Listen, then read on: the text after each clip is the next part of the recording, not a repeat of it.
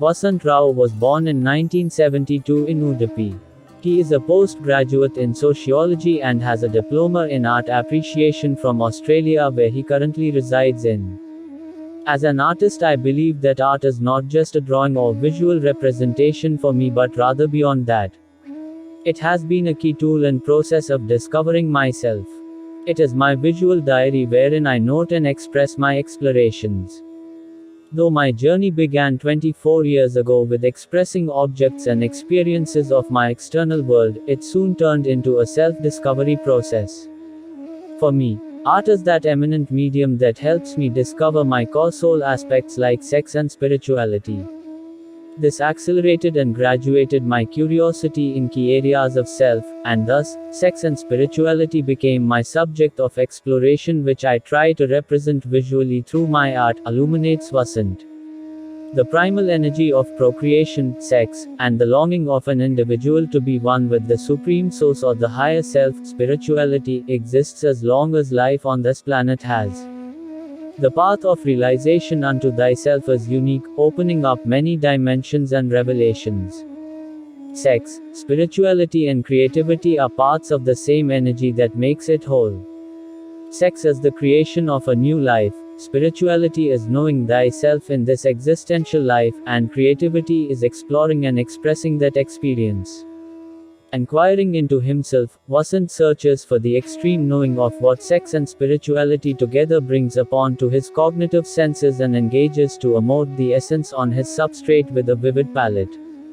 The rich color palette comprising of deep, earthy, brilliant, fiery, muted, rustic, light, dark and neutral, and every in-between powerfully reach out to the viewer and sensually entice one to engage in an introspective contemplation. The forms of tantric and primal symbolism, point, line, dot, lingam, trident, triangle, circle, square, crescent, yantras, snakes, the chakras, the scripture et al., and more, which communicate the artist's thoughts, are very suggestively and effectively depicted, and the palette makes it yet more robust. The abstract symbolism works of art travels one back to the strongly vivid colors of folklore art forms, the colorful rangolis, yakshagana, theyyam, wall art, even textiles like that of Rajasthan etc. And the joy and happiness they bring upon one's psyche. The viewer will be intensely enchanted by the sense-appealing and spiritually enlightening works of Vasanth. Namaste Mitro. I am Vasanth Rao, an abstract expressionist painter based in Sydney. Indeed, it's a great pleasure for me to be associated with Hina Bhatt Art Ventures and to be a participant in this beautiful event, Intriguing Journeys of Abstracts. Before I say anything, I would like to add one point here. I find such events, the one which Hina Bhatt has curated now, such events have a lot of significance and importance. The reason why I say is that they give artists an opportunity to present their views, their philosophy, their thought process to the viewers and to the society by and large. It is very essential that the buyers, art lovers and the society know the thought process of an artist while viewing their works or while buying their works. So so in that respect I find this a brilliant one, because it helps the artist and society connect in a better way. Now, to speak about my abstracts, about my work of art, friends, I would be honest that to explain one particular concept or one particular canvas for me, it's going to be a bit difficult, and I may not be able to do justice. So I would rather tell the path traveled, all those experiences and events in my life which helped me create, develop and mold myself, my thought process, my values, my beliefs, my philosophy, and that would that would help you to understand my artworks today, because there are a lot of events and experiences which has been with me since childhood, and every event or experience or incident has contributed some or the other thing to my canvas, and that is where it stands today. Friends, if I begin to say, like, the first influence, or you can say the first thing that touched me was the Rangoli art forms. I come from a Brahmin family, and in my childhood, you can say somewhere around about when I was 3, 4, 5, 6 years, the morning when I woke up, the first thing that I could see is my mother, aunt, or other women in the family making rangolis, creating rangoli forms. And these rangoli forms fascinated me so much. They were very interesting because the way how patterns were created, the way how the entire the forms were created, and this entire thing was happening just with lines, with just rangoli powder and moving lines. That's it. So the first thing that touched me is the lines. And every now and then we used to visit temples or some religious function, and I would see the pandits doing good mandalas, medium size, large size mandalas, and that was so interesting because these mandalas had a lot of good strong lines, they had good forms, symbols, and they had excellent color combination. So that thing was very fascinating. At that small age, I never understood the significance, relevance, or importance of the mandalas. But as I grew, then when I started to explore more about it, and that is where I realized that big spiritual concepts or the religious ideas were symbolically presented through mandalas. So in my childhood, the rangolis and the mandalas were the first thing that influenced me, that touched me, and that is how lines in my art. I got my first lessons for lines in my art. As I grew, then I'm basically from Udupi, that's the coastal Karnataka, where we have a lot of cultural and religious activities or folk programs, cultural programs, religious programs.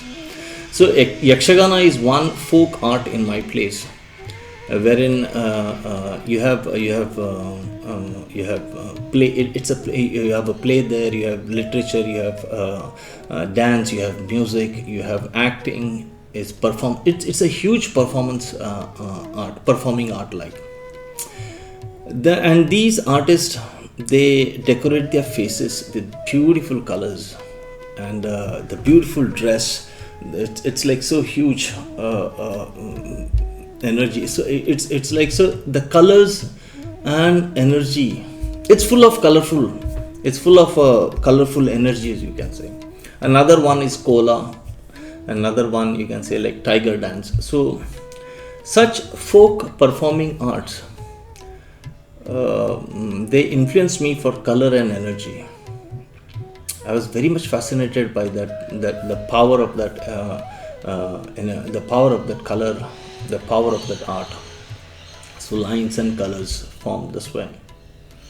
And eventually when I grew up, I took some good interest about forms. What are the various forms?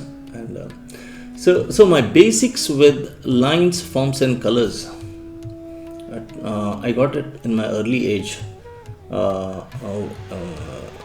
with all these religious, culturals, or at-home activities only, and they stayed with me. The next aspect to my art was nature. Every vacation we used to visit my grandmother's house, and my grandmother's house is it's in the Malnad region, a small village called Tirthahalli. Now, this place, this entire Malnar region in the Western Ghats, you see, it's blessed. It's heavily blessed by nature. So, amidst the forest, amidst the trees, then you have that house. Behind the house, you have a river. In front of the house, you have hills and mountains. Nature is presented there in such a beautiful way. You just walk out of the house and you have birds singing, you have colorful leaves, trees, the fragrance of those forest, birds, the silent gushing of the river.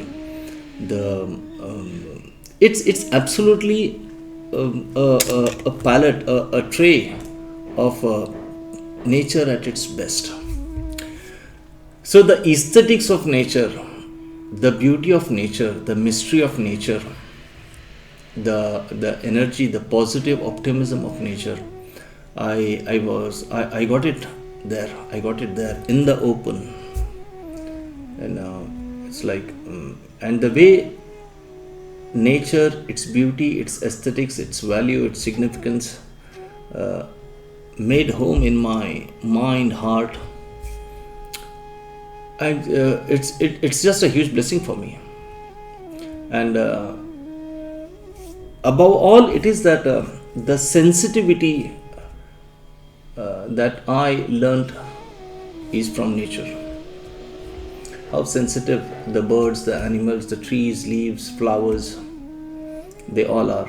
So I found it very fascinating. I found it very interesting, and all these things made home in my heart and my soul.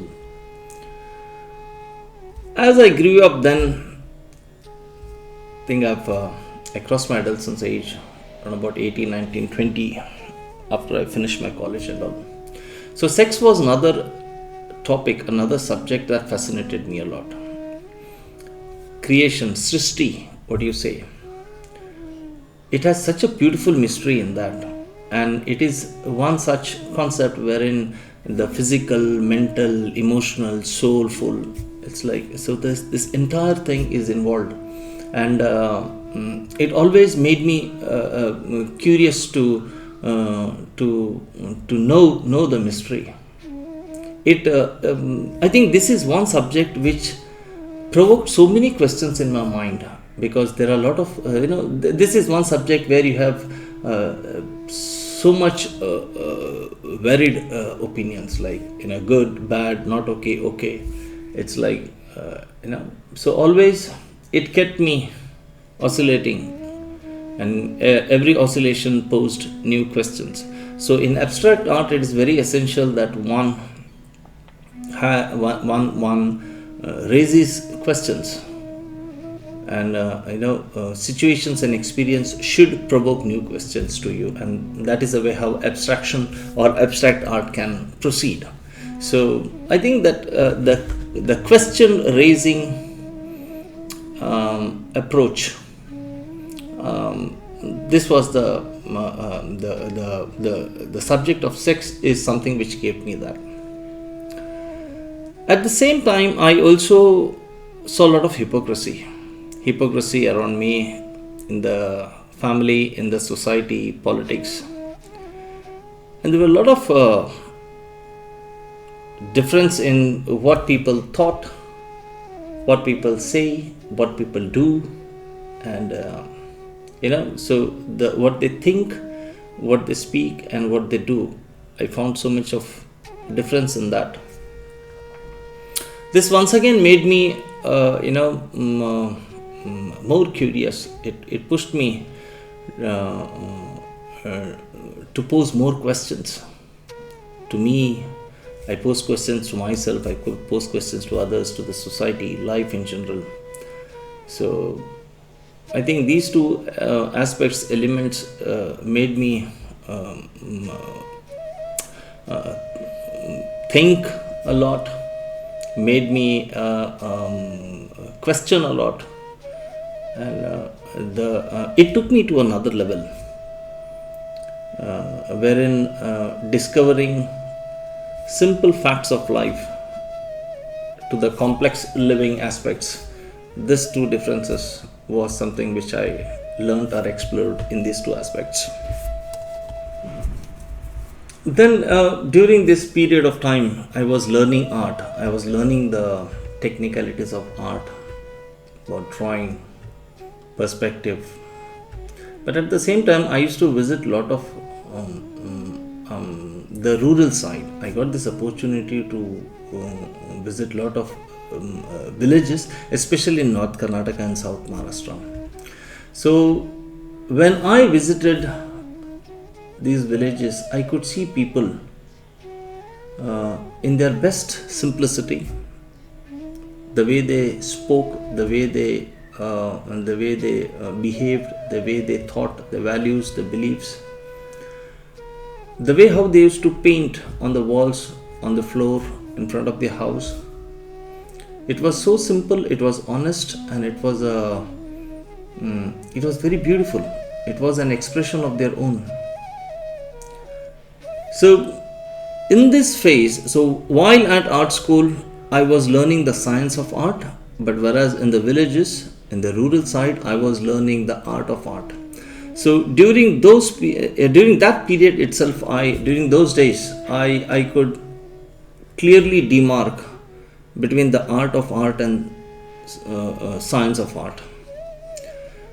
The science of art had a lot of technicalities, whereas the art of art had honest expressions. Same during this period. After this, the next stage that came was the religious and spiritual aspects. I met a guru who encouraged me to understand spirituality in a better way. So you have, till then I was into all the puja activities in a very physical form. Like you have an idol, you have everything, you have flowers, you have fruits, everything that's required for a puja in front of you physically, and performing that. Whereas when I met my guru, he taught me, he encouraged me to meditate, and it was more sort of a mental puja. So I think the first lesson or the best lesson of abstraction I learned here, it was very simple. Like performing puja was more sort of a realistic art for me, whereas meditation and the manasik puja, what you say, or you meditate, that was more sort of an abstraction. So a very nice bifurcation between realistic art and abstract art, I got it there. After this stage, I kept on creating. So I kept on creating abstract art. So now you can see that the inspirations or the roots for my lines, colors, and forms. Now these are the three basic elements for art, and I got these three basic elements. It was from I got my the lessons from the first basic lessons of lines from the Rangoli art forms at home. Forms were with the beautiful performing art, with the beautiful forest nature and all, and colors from once again the folk and the cultural art which was there. So all these three things influenced me a lot. Not only influenced, they inspired me, they motivated me, they encouraged me to create what I wanted. The best part was the subject that for my abstraction was, initially I used to paint anything and everything and try to see what I have achieved. But in that process, I discovered one more aspect or one more definition of abstract art, or art you can say, is like, I found that mastering simplicity was art, mastering complexity was science. Art is an experience, whereas science is an explanation. Art expresses, whereas science impresses. Now here again I got this clear bifurcation, where art was something that was that was simple, that was honest, that expresses, and it's an experience. And I could remove the science part of it, where it was complex, where it was about an explanation, and it was more of an more to impress man. Now, when I realized this definition, and I was very clear as to what I want to do, and now, friends, coming to my abstract art. For me, abstract art, my paintings are my visual diary. So basically, it's like I'm just like a free bird, singing bird, where I sing my song and go. So in this, if at all you see the series of work, it is a visual diary. It is my visual diary. People have this practice of writing diaries where they write their experiences, good, bad, ugly, whatever it is. They are unsaid expressions. Some people write diaries. For me, it's my paintings are my visual diary. My path traveled, the experiences, my unsaid emotions, unsaid expressions. I express it through lines, forms, and colors. Another interesting aspect about my art is by 2016 or 17, calligraphy started. I started writing some things on the canvas.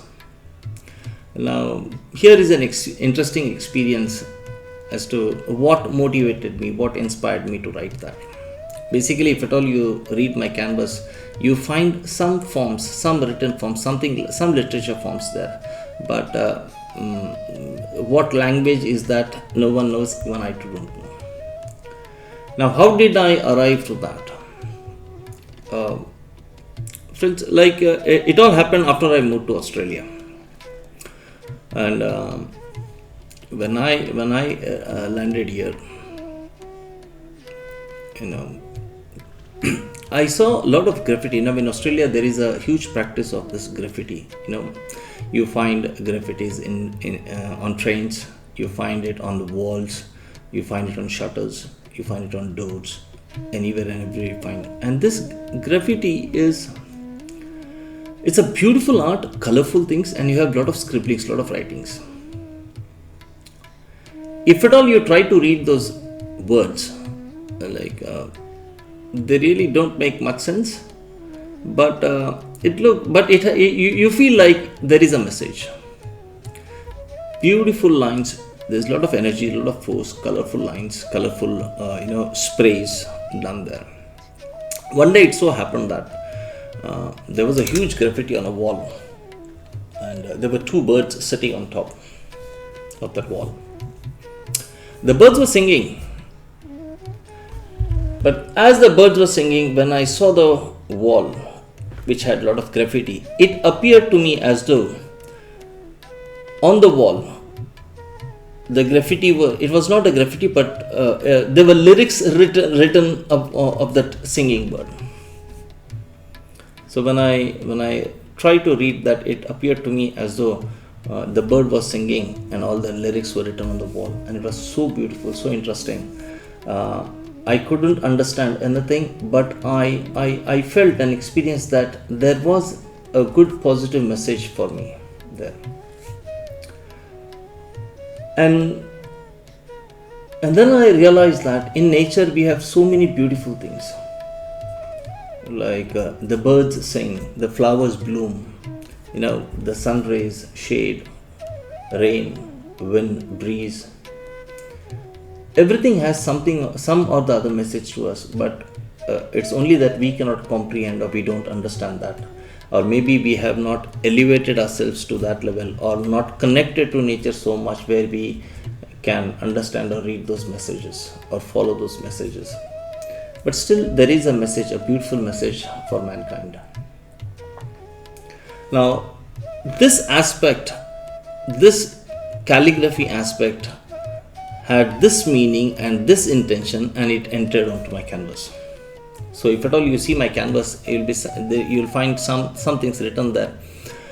Basically, it is what is written there, what language, I have no idea, no clue, but definitely you feel like there is some message, and it simply represents the universal beautiful message which I and you don't comprehend, we don't understand, but it is for us. It's a beautiful positive message. So if at all you see my canvas, you have lines, you have forms, you have colors, and you have this graffiti writing like, or the calligraphy writing like, which all indicate a positive, optimistic, value-based, thoughtful messages, which one has to have that experience or to comprehend it. You need to feel that.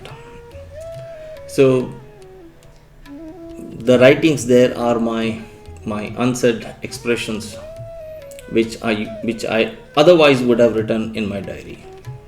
It's like, so this is the way how my abstract journey has been going through. So I began with a series called Color Engineering, where I had a lot of lines and forms and colors on paper with mixed media. And then if at all you see my C forms philosophy, or you see my forms philosophy, you find all such forms, lines and themes which appear to have some message to us. And as I told you that this entire series is just my visual diary, and that's and another fascinating thing about the title is forms philosophy. Now philosophy, we all know forms. Like for me, every event, every experience of life is a form.